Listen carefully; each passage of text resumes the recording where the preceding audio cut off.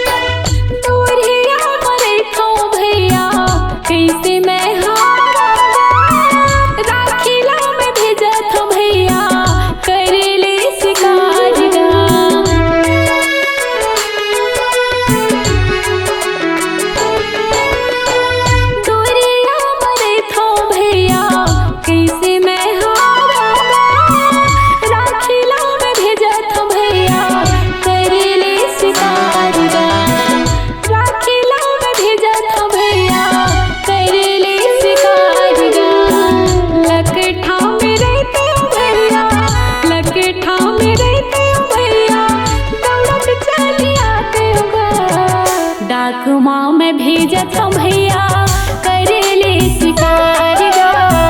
डाकुमा में भेजत भैया करेले शिकार गा।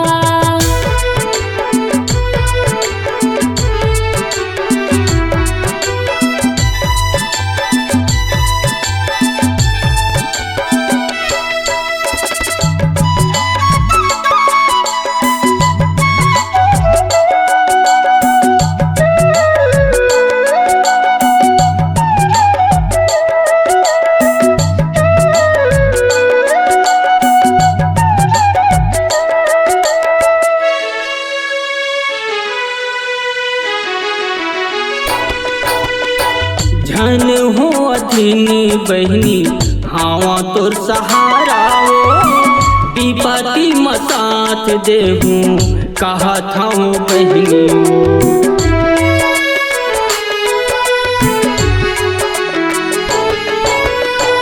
धनी हो अधीनी बहिनी हावा तोर सहारा हो, विपत्ति मसाथ देहूँ कहा था बहिनी। विपत्ति मसाथ देहूँ कहा था बहिनी। दाई औ ददा के बेटी, दाई औ ददा के बेटी हवा तै दुलौरिनो। डाक मात भेजा थस बहिनी करूँ शिकारो, डाक मात भेजा थस बहिनी करूँ शिकारो। डाकुमा में भेजत भैया करेले शिकार गा। डाकुमा भेजा थस बहिनी करूँ शिकारो। डाकुमा